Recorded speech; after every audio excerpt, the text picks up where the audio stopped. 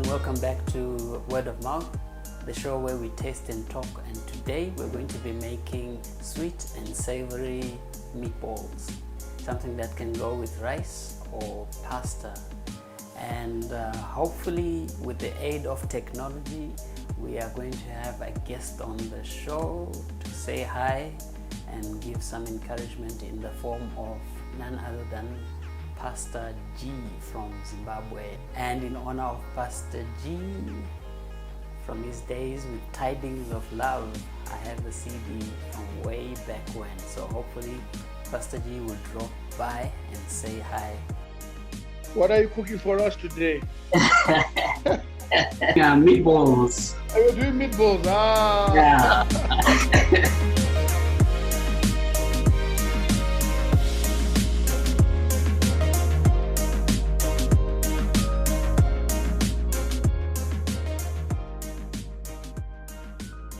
So to start off with, I have some minced meat. In the US they call it ground beef. This is just regular minced meat. And I'm going to add 1/4 breadcrumbs,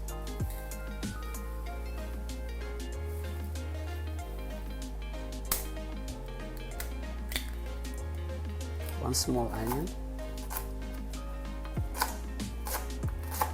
one small clove of garlic,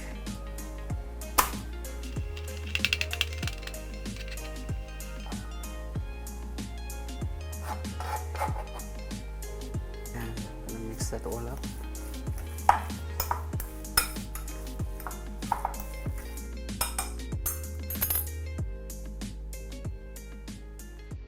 Okay, with pastoring, I started pastoring 92.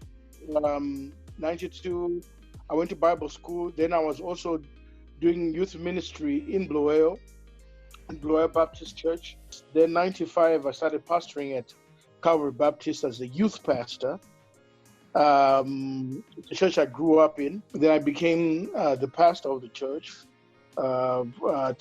till about 2002. In that time period is when my music ministry really started blossoming. I started to discover love for radio, media work, doing radio to present a show on a station called Power FM or 3FM then. Then also, a friend of mine, Wilfred Sitole, started the group Tidings of Love. I've been in ministry now, music ministry now. This is my 20th year as a gospel artist, and I've done 11 CDs as Pastor G. Then I did 3 CDs with Tidings of Love. Yeah, some of the songs, I recorded in Nairobi. A couple of times I came to Nairobi. Next, I'm going to take a tablespoon measure and make meatballs.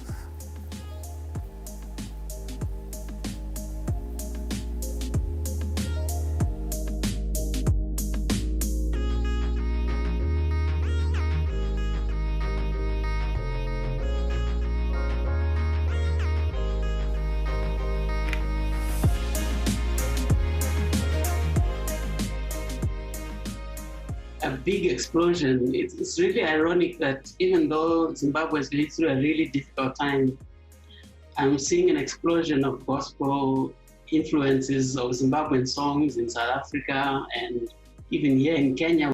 I think people are hungry. People are thirsty, especially in Africa. People are so thirsty for the presence of God, and so hungry because Africa is an interesting. We are a dichotomy. To use a big word like that, we are a dichotomy in the sense that we, on one side, we are fervent for the Lord. There is spiritual zeal, but on the economic, political front, there are all sorts of challenges that besought a lot of Africans. And just generally, Africans are very spiritual people. even, you know, just natural. Africans are very spiritual people. So, but I believe there's such a wave of revival that is going across the African continent where, you know, even if I listen to a show, I mean, when I fell in love with Kanji's song, Pamemku, I didn't understand a word of that song. But I connected with it from a spiritual level.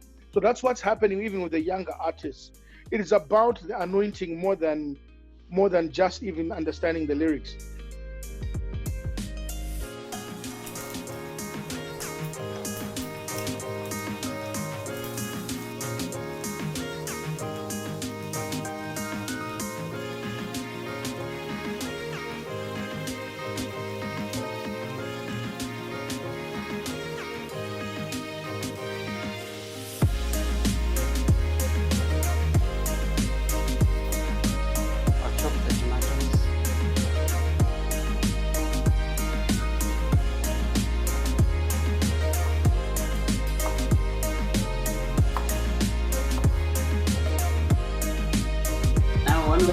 I noticed, I follow you on Facebook, and while everyone is complaining and things are hard and trying to figure out who's to blame, you've always, I don't think I've ever seen a post where you grumbled or complained.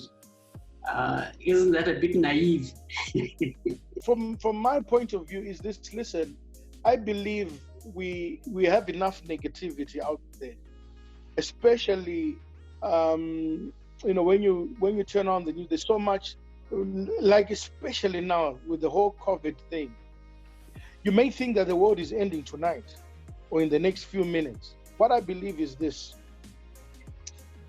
when someone has a relationship with God, if you have a relationship with God, and God is your God, the living God, Jehovah God is your God, you'll understand the things. You understand, number one, you'll understand Jeremiah 29. I think it's verse 11, which says, I know the plan that I have for you. Plans for your future and plans not to harm you. Yeah? This thing did not catch God by surprise. The whole COVID pandemic or whatever happens in our lives never catches God by surprise.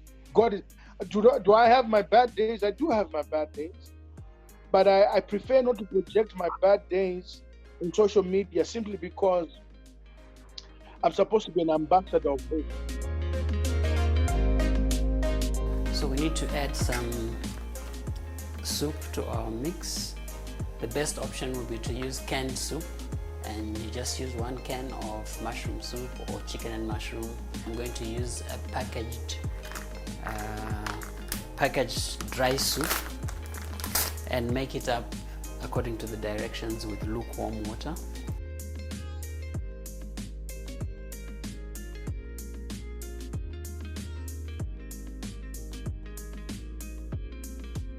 So I've drained the oil from the meatballs. Put them back in the pan.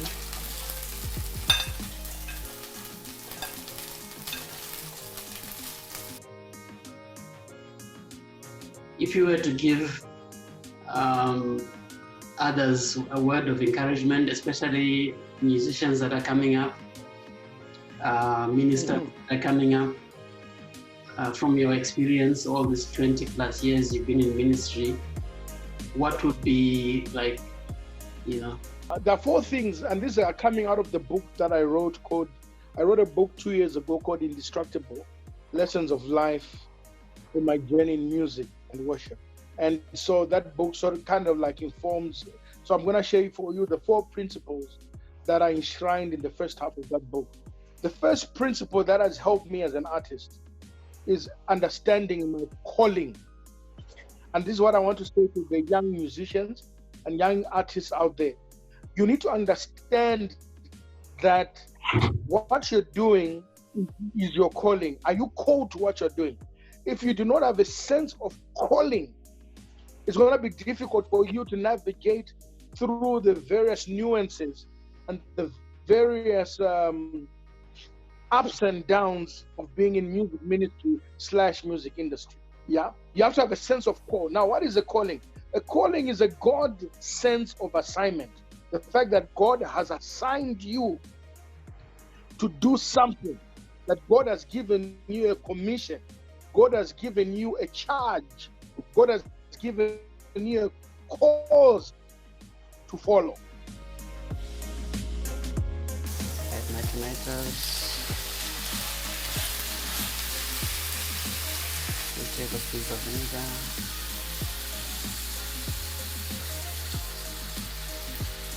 2 tablespoons of soy sauce.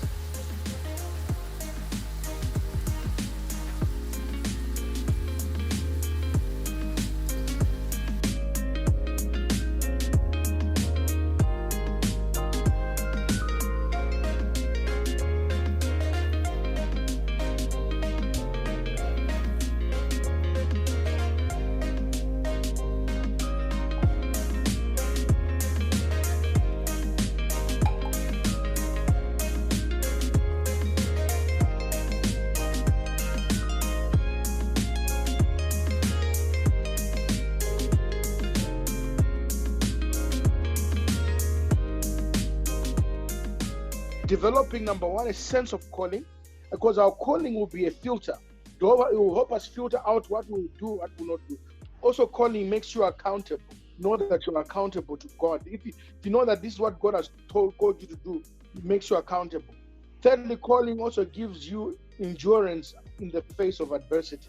Number two, developing character. As a young artist or music minister, I want to encourage the young upcoming music minister, build your character. Character is your biggest currency as an artist, not necessarily your talent, how talented you are, but it's your character that becomes your currency. Because charisma, that is your gift, your ability to do certain things will get you to the top. But your character will keep you there. Number three, developing consistency. You have to build consistency in your life. Yeah, consistency has to do with, number one, with having vision. What is the mental picture that God has given you of a preferred future? So vision will always help you be consistent. But also part and parcel of consistency is strategy. What is your strategy to accomplish your vision? Three, what is also critical under strategy? If you are going to be an artist, you have to also have execution. Learn, how do I execute my strategy? Number four, creativity. Yeah. And I think creativity right now is what is in play in this lockdown, quarantine world that we live in. It's no use for us to be mourning about the situation. Learn to adapt. As artists, we have to learn. As an artist, you have to learn to adapt. And part of adapting is developing creativity.